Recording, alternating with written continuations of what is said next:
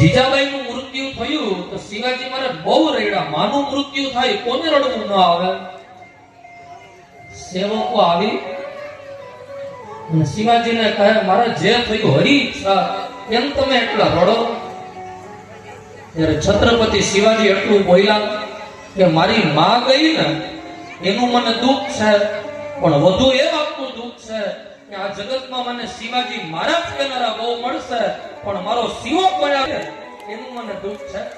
મારી માં મને જે તુકારે બોલાવતી મારો શિવો એ સાંભળવું મને જે ગમતું, બોલાવનારી મારી જનેતા નીકળી ગઈ મારા મધ્યથી, इसीलिए मैं रो रहा हूं.